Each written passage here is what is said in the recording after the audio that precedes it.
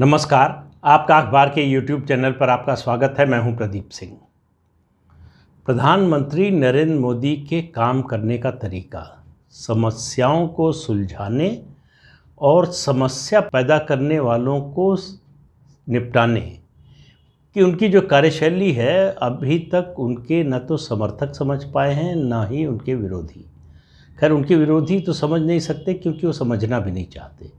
उनको कुछ ऐसा नहीं देखना है जो प्रधानमंत्री नरेंद्र मोदी अच्छा कर रहे हों या अच्छा करने की नीयत रखते हों।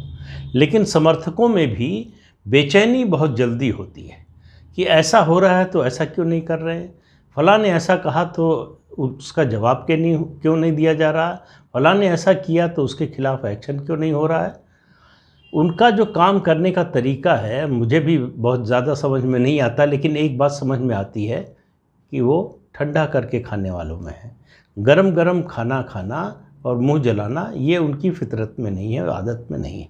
मैं आज बात कर रहा हूँ मेघालय के गवर्नर सत्यपाल मलिक की। सत्यपाल मलिक पिछले कुछ महीनों से, बल्कि ये कहें कि 1-1.5 साल से, और जब से उनको जो है पहले जम्मू कश्मीर और फिर गोवा से हटाया गया, तब से लगातार सरकार के खिलाफ विश्वमन कर रहे हैं। प्रधानमंत्री के खिलाफ, केंद्रीय गृह मंत्री के खिलाफ, भारतीय जनता पार्टी के खिलाफ, पार्टी की सरकार के खिलाफ। जो हाथ उनको खाना खिला रहा है उसी हाथ को काट रहे हैं पिछले 1.5-2 साल से कम से कम। और ये काम वो लगातार कर रहे हैं, बड़ी निर्लज्जता से कर रहे हैं। संवैधानिक पद पर होने के कारण एक मर्यादा की अपेक्षा की जाती है उनसे। अगर उनको सक्रिय राजनीति में आना है तो वो अपना पद छोड़कर आ सकते हैं, कोई उनको रोकने नहीं जा रहा है। उनकी राजनीतिक महत्वाकांक्षा है तो उसमें कोई बुराई नहीं है, वो गवर्नर के पद से इस्तीफा दे आ सकते हैं। लेकिन वो राज्यपाल रहते हुए, एक संवैधानिक पद पर रहते हुए वो बातें बोल रहे हैं जो एक सक्रिय राजनीति में होने वाला नेता भी बोलने से पहले 100 बार सोचेगा। लेकिन सत्यपाल मलिक को अगर आप जानते हैं, पहले से जानते हैं, तो आपको आश्चर्य नहीं होगा। ये उनकी आदत है, ये घटियापन उनके स्वभाव का मूल अंग है। इसके बिना उनकी पहचान ही नहीं है। वो जिसके साथ रहते हैं, जो उनकी मदद करता है, उसको धोखा देना और उसके साथ दुर्व्यवहार करना, ये इसमें उनको कभी संकोच नहीं हुआ अपने पूरे जीवन में। वो अपने स्वार्थ के लिए किसी से भी समझौता कर सकते हैं, किसी के भी पैरों में गिर सकते हैं, किसी के साथ खड़े हो सकते हैं। उनको इसमें कोई जो है गलत कुछ भी लगता नहीं है। तो सत्यपाल मलिक लगातार बोल रहे थे। पूरे किसान आंदोलन, जो तथाकथित किसान आंदोलन जिसको मैं कहता हूँ, उस पूरे दौरान बोलते रहे, धमकाते रहे सरकार को कि पंगा मत लो, बहुत बुरा होगा और पता चलेगा, चुनाव में पता चलेगा। जब से चुनाव के नतीजे आए हैं खामोश हो गए। लेकिन आपने जो किया है, आपका किया हुआ तो सामने आएगा और उसका भुगतान तो करना पड़ेगा। तो इस बात की तैयारी हो गई है कि सत्यपाल मलिक जब राजभवन से विदाई समारोह के बाद निकलेंगे तो उसके बाद जहां पहुंचेंगे वहां सीबीआई की टीम उनके स्वागत के लिए तैयार होगी। अभी राज्यपाल रहते हुए उनको एक तरह से इम्यूनिटी मिली हुई है, उनके खिलाफ कोई जांच नहीं हो सकती, अदालत में उनको बुलाया नहीं जा सकता।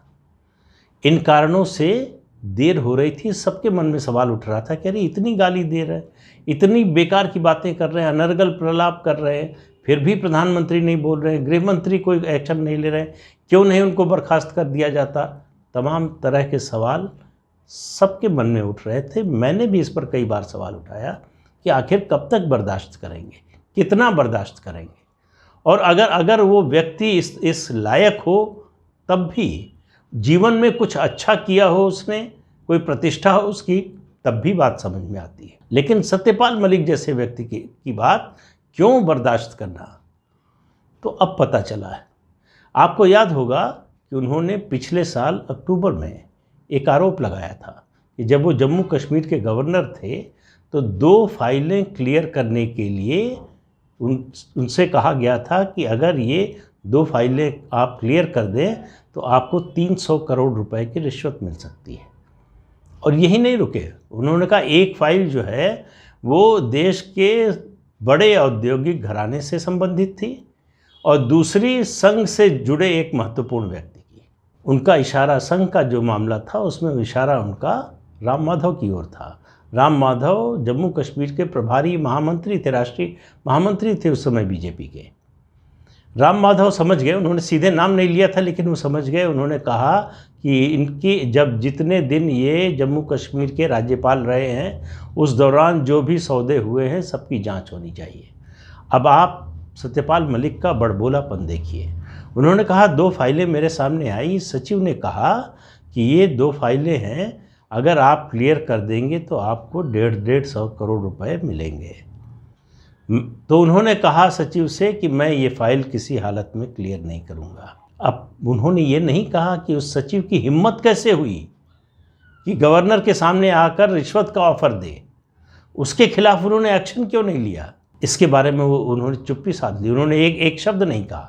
फिर और अपनी बात को और जो है विश्वसनीय बनाने के लिए उन्होंने कहा वो दोनों फाइलें लेकर जो है दिल्ली गए, प्रधानमंत्री से मिले, प्रधानमंत्री से कहा कि ये देखिए ये फाइलें हैं, आपके नाम पर लोग मुझसे ये काम करने को कह रहे हैं, क्या मैं करूं?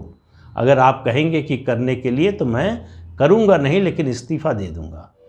प्रधानमंत्री ने कहा उन्हीं के मुताबिक कि नहीं, आप भ्रष्टाचार से कोई समझौता मत कीजिए। सत्यपाल मलिक की ये हिम्मत नहीं है कि इस तरह की बात प्रधानमंत्री के सामने कह सके। क्यों? क्योंकि ऐसी कोई बात है नहीं, जो एग्जिस्ट नहीं करती बात, वो बात लेकर वो प्रधानमंत्री के सामने जाएंगे और प्रधानमंत्री को कुछ समझ में नहीं आएगा, वो जो कहेंगे उसी को फेस वैल्यू पे लेकर मान लेंगे। ये सत्यपाल मलिक की गलतफहमी है। उसके बाद उन्होंने केंद्रीय गृह मंत्री अमित शाह के बारे में अनाप शनाप बोला, अभद्र भाषा का इस्तेमाल किया, हालांकि बाद में माफ़ी मांगी। लेकिन सत्यपाल मलिक सुधरने वाले नहीं हैं। वो धमकी दे रहे थे कि मैं गवर्नरशिप से जैसे ही मेरा कार्यकाल ख़त्म होगा मैं सक्रिय राजनीति में आऊँगा, किसानों के लिए लड़ूंगा। ये आदमी ज़िंदगी में कभी एक किसान के लिए नहीं लड़ा, वो किसानों के लिए लड़ने की बात कर रहा है राज्यपाल के पद पर बैठकर। जो किसानों की लड़ाई के लिए एक पद नहीं छोड़ पाया, वो किसानों के हित की लड़ाई लड़ेगा, आपको या किसी को यकीन है? तो 24 मार्च को जम्मू कश्मीर प्रशासन ने, उपराज्यपाल के दफ्तर ने सत्यपाल मलिक के जितने आरोप थे उनके खिलाफ सीबीआई की जांच का आदेश दे दिया है। अब वो फाइल ढूंढी जाएगी जिसका जिक्र कर रहे थे सत्यपाल मलिक, और वही फाइल नहीं, और सारी फाइलें ढूंढी जाएंगी जो उनके कार्यकाल के दौरान उनके दस्तखत से आगे बढ़ी। जितने सौदे हुए उस दौरान उन सब की सीबीआई जांच होगी, और इस सीबीआई जांच में आप ये मानकर चलिए कि सत्यपाल मलिक फंसने वाले हैं, क्योंकि उनका सारा जो व्यापार है वो झूठ पर टिका है। उनका जो पूरा किला है आरोपों का, वो झूठ का पुलिंदा है, झूठ पर टिका हुआ है, और झूठ बोलने में उनको कभी जीवन में संकोच नहीं हुआ। वो बिना पलक झपकाए कभी भी झूठ बोल सकते हैं, किसी के भी बारे में झूठ बोल सकते हैं।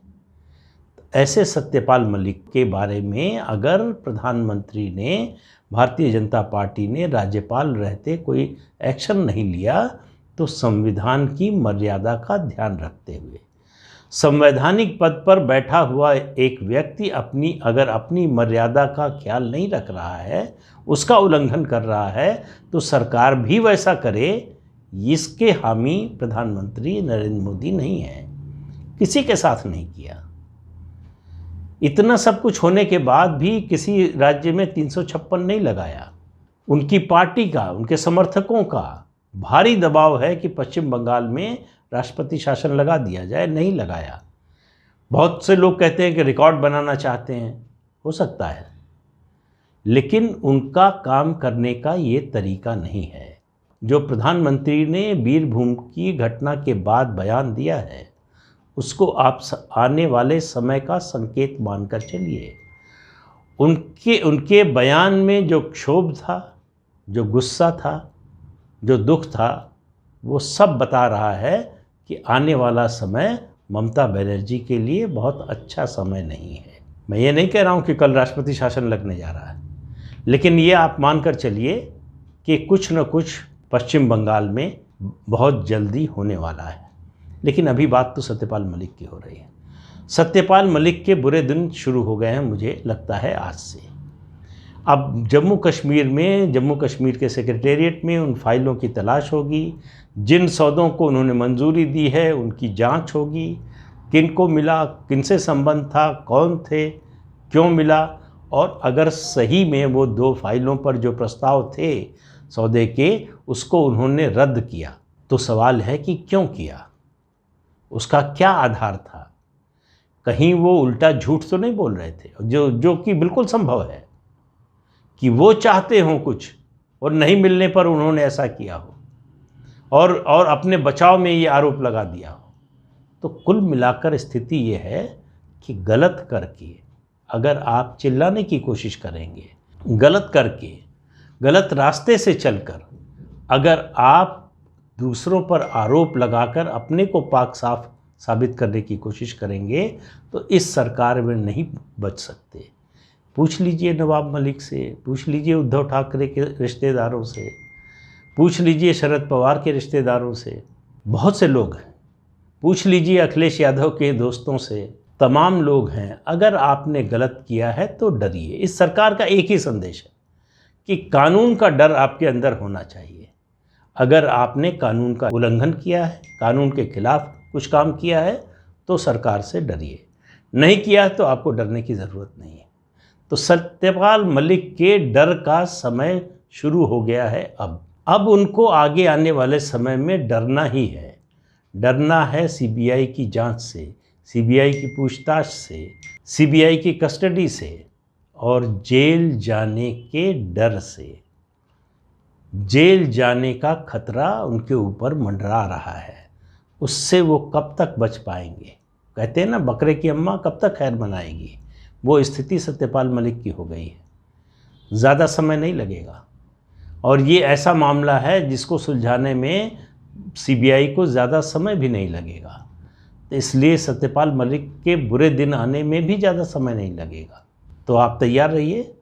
आने वाले दिनों में देखिए सीबीआई और सत्यपाल मलिक का जो ये जुगलबंदी होगी वो आपको सुनने को मिलेगी। रोज़ चिल्लाएंगे कि हमारे साथ ऐसा हो रहा है, दुर्व्यवहार हो रहा है, हमारे साथ पॉलिटिकल वेंडेटा के तहत कार्रवाई हो रही है। ये सब सुनने को मिलेगा, लेकिन इन सब से बच नहीं पाएंगी क्योंकि आखिरकार केस तो अदालत में जाएगा। सज़ा तो सीबीआई नहीं दिला सकती। सीबीआई का काम तो जांच करके चार्जशीट फाइल करना है। उसके बाद सज़ा मिलेगी नहीं मिलेगी ये काम तो अदालत का है, वही तय करेगी। तो क्या बच पाएंगे सत्यपाल मलिक? मुझे बड़ी कम उम्मीद है। मुझे मालूम नहीं आपको कितनी उम्मीद है। तो आज के अंक में इतना ही। अगले अंक में फिर मिलेंगे किसी नए मुद्दे के साथ। तब तक के लिए इजाज़त दीजिए। नमस्कार। आपसे अनुरोध है कि ये चैनल देखिए, शेयर कीजिए, लाइक कीजिए और सब्सक्राइब ज़रूर कीजिए। नमस्कार।